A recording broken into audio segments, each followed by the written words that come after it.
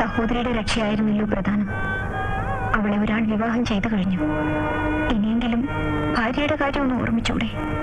ഇങ്ങനൊരു ഗതികേട് ഉണ്ടാകാതിരിക്കാൻ വേണ്ടിയാണ് വിവാഹം വേണ്ടെന്ന് പറഞ്ഞത്. സമ്മതിക്കാതിരുന്നത് ജയലക്ഷ്മിയാണ്. ഒരു ഗതികേടുമില്ല. എന്നെ വിവാഹം ചെയ്ത ഭർത്താവിനെ നേടിയെടുക്കാൻ എനിക്ക് കഴിയും. സാധുവായ എന്നോട് ഒരല്പം ദയ കാണിക്കണമെന്ന് മാത്രം. മനസ്സിലായില്ല. എന്തായാലും സഹോദരിയുടെ വിവാഹം കഴിഞ്ഞു. ആ കുട്ടിയുടെ ഭാവിയെ പറ്റിയുള്ള ആശങ്കയും തീർന്നു. ഇനിയെങ്കിലും സംഭവിച്ചതൊക്കെ കോടതിയിൽ തുറന്നു പറഞ്ഞു ഈ കേസിൽ നിന്ന് രക്ഷപ്പെട്ടൂടെ? നിവർത്തിയില്ല ജയലക്ഷ്മി, നിവർത്തിയില്ല. എന്തുകൊണ്ട്? ആ രഹസ്യം പുറത്തറിഞ്ഞാൽ സഹോദരിക്ക് ഒരു ഭർത്താവിനെ കിട്ടുകയില്ലെന്നായിരുന്നല്ലോ പേടി. ഇപ്പോഴിതാ നല്ലൊരു ഭർത്താവിനെ കിട്ടിക്കഴിഞ്ഞു.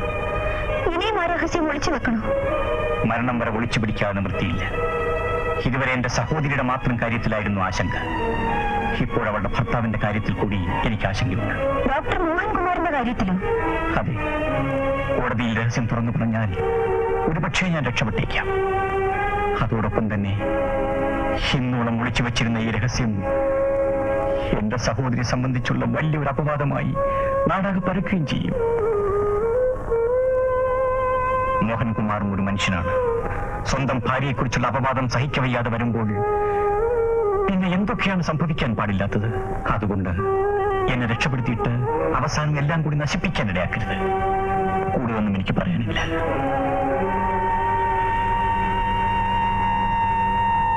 ജയലക്ഷ്മി പോയിക്കൊള്ളൂ.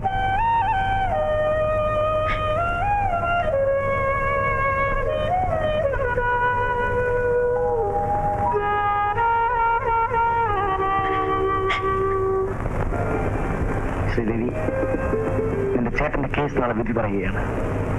നിനക്ക് മാത്രമേ നിന്റെ ചേട്ടനെ രക്ഷിക്കാൻ കഴിയൂ. ഒരു പാപവും ചെയ്യാത്ത മനുഷ്യൻ നിനക്ക് വേണ്ടി ശിക്ഷയേൽക്കാൻ നീ സമ്മതിക്കുമോ? ഡോക്ടർ, ഒരു സ്ത്രീ കാണാൻ വന്നിരിക്കുന്നു. വരാൻ പറയൂ.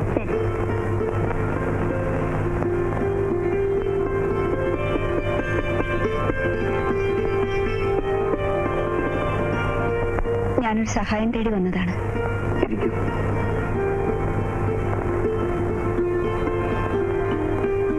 എന്നെ മനസ്സിലായോ? കോടതിയിൽ വെച്ച് കണ്ടതായി ഓർമ്മിക്കുന്നു. ഞാൻ ലോക്കപ്പിൽ ചെന്ന് ഡോക്ടർ രാജേന്ദ്രനെ കണ്ടിട്ട് വരികയാണ്. ക്ഷമിക്കണം, ഡോക്ടറും നിങ്ങളുമായിട്ടുള്ള ബന്ധമോ? ഞാൻ അദ്ദേഹത്തിന്റെ ഭാര്യയാണ്. അതെ. എന്ത് ചെയ്യാം?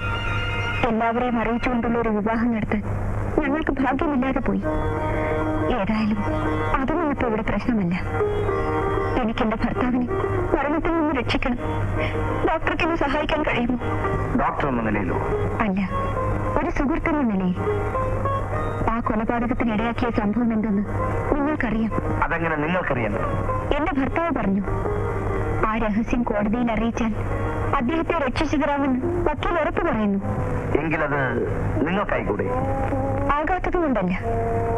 ആ രഹസ്യം തുറന്നു പറഞ്ഞ് അദ്ദേഹത്തെ വെളിയിൽ കൊണ്ടുവന്നാൽ ആത്മഹത്യ ചെയ്യുമെന്ന് അദ്ദേഹം പറഞ്ഞു. ആ ഭീതി എനിക്കുമുണ്ട്. തുറന്നു പറയാത്തതും അതുകൊണ്ട് തന്നെയാണ്. അദ്ദേഹത്തിന്റെ പ്രാണൻ രക്ഷിക്കാൻ വേണ്ടി എന്റെ പ്രാണൻ വേണമെങ്കിലും ഞാൻ ഉപേക്ഷിക്കും. എന്നാലും പ്രയോജനമില്ല. പ്രാണൻ എക്സ്ചേഞ്ച് ചെയ്യുന്ന ഏർപ്പാട് കോടതിയിലില്ല. അവിടെ തെളിവിനും രേഖയ്ക്കുമാണ് വില. അപ്പൊ പിന്നെ എന്ത് വേണമെന്ന് നിങ്ങൾ തന്നെ പറഞ്ഞാൽ മതി. നിങ്ങളും എന്നെ സഹായിക്കില്ലേ? ഈ പറഞ്ഞ സഹായമാണെങ്കിൽ പ്രതീക്ഷിക്കണ്ട. വേറെ എന്തെങ്കിലും സഹായമാണെങ്കിൽ? ഇനിയുള്ള കാര്യത്തിനൊന്നും നിങ്ങളുടെ സഹായം ആവശ്യമില്ല. അദ്ദേഹത്തെ തൂക്കിക്കൊല്ലുന്ന വാർത്ത കേൾക്കാൻ ഞാൻ ഈ ഭൂമിയിൽ ഉണ്ടാവില്ല. നിൽക്കും. ഒന്ന് വന്നിട്ട് പോകൂ. എന്ത് വേണം? പറയാം.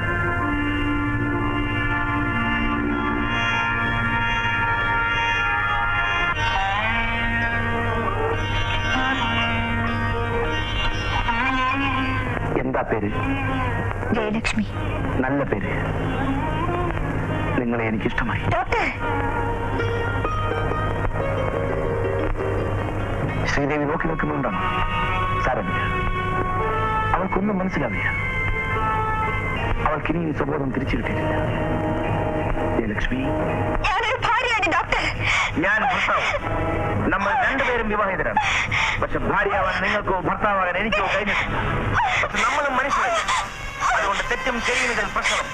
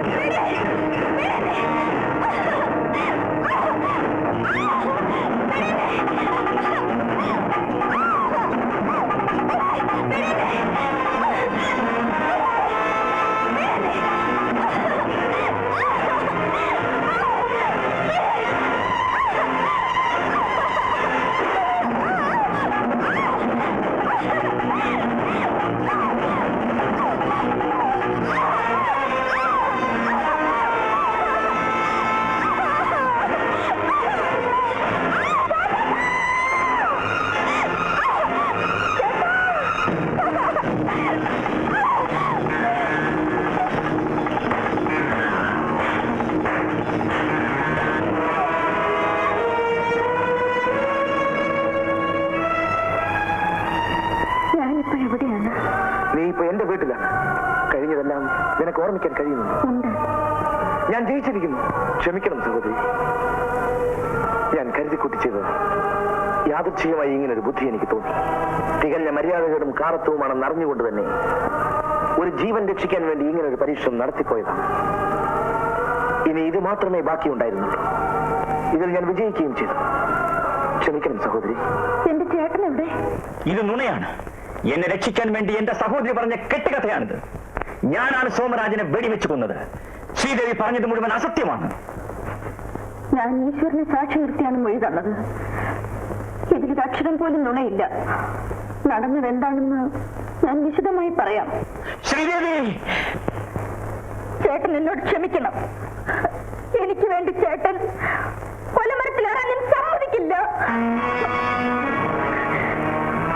സോമരാജന്റെ വീട്ടിലാണ് ഞങ്ങൾ വാടകയ്ക്ക് താമസിച്ചിരുന്നത്. അയാൾ പലപ്പോഴും വന്ന് എന്നെ ശല്യപ്പെടുത്തിയിരുന്നു. അത് മനസ്സിലാക്കി എന്റെ ചേട്ടൻ അയാൾ വീട്ടിൽ വരരുതെന്ന് വിലക്കി.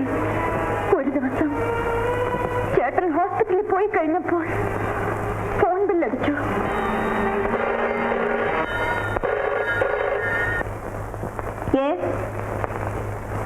അതെ, ചേട്ടൻ കൂടെ വല്ലതും പറ്റിയോ? മധുവമ്മേ, മധുവമ്മേ, എന്താ കുഞ്ഞെ? ടെസ്റ്റേറ്റൂറിന്റെ വളവിൽ വെച്ച് ചേട്ടന്റെ കാർ കൊക്കയിലേക്ക് മറിഞ്ഞു. ഈശ്വര, ഞാൻ അങ്ങോട്ട് പോവാണ്.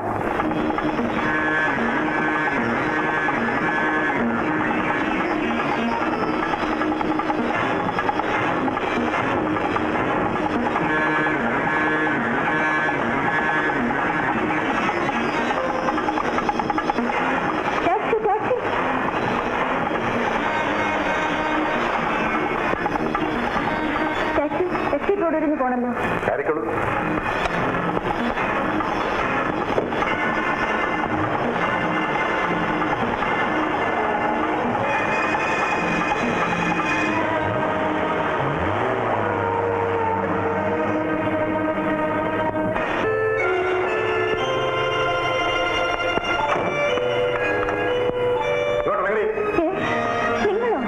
അതെ, ഞാൻ തന്നെ. നിനക്ക് ഫോൺ ചെയ്തത് ഞാനാണ്. നിന്നെ വീട്ടിൽ നിന്നും പുറത്തു ചാടിക്കാൻ ഞാനൊരു വിദ്യ പ്രയോഗിച്ചു. എന്റെ കണക്കുകൂട്ടൽ തെറ്റിയില്ല. ഇവിടെ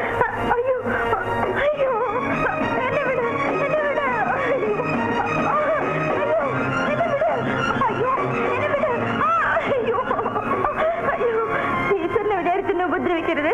ഞാൻ കാല് പിടിച്ച് അപേക്ഷിക്കാണ്. കാലൊന്നും പിടിക്കത്തില്ലേ?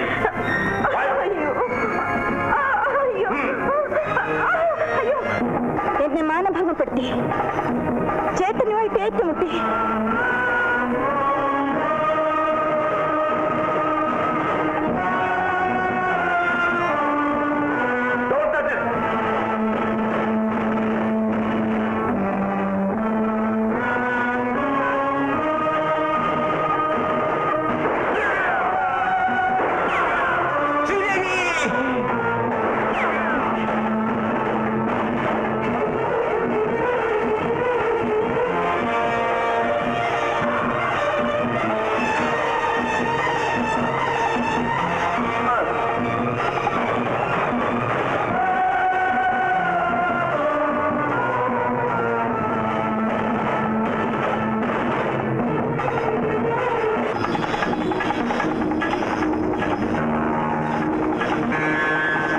Sridevi, Sridevi.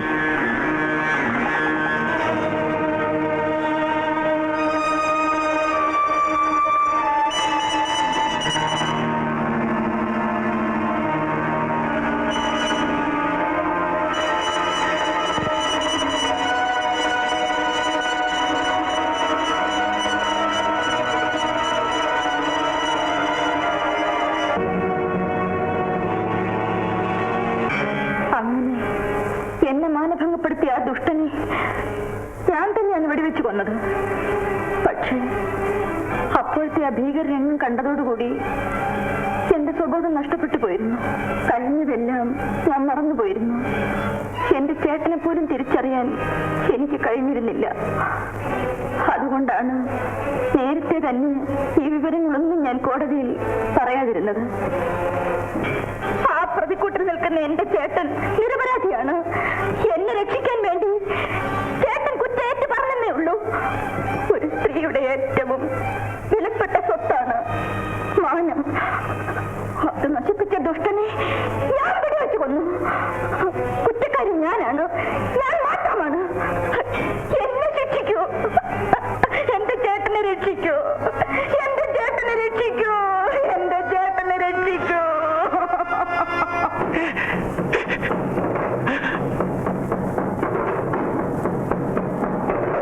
Any cross questions?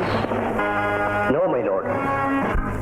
Sridevi കുറ്റമേറ്റപ്പോ കോടതി അവളെ ശിക്ഷിക്കുമോ എന്ന് ഞാൻ ഭയന്നുപോയി. ചാരിത്രത്തിന് ഏറ്റവും വലിയ വില കൽപ്പിക്കുന്നവരാണ് ഭാരതീയർ.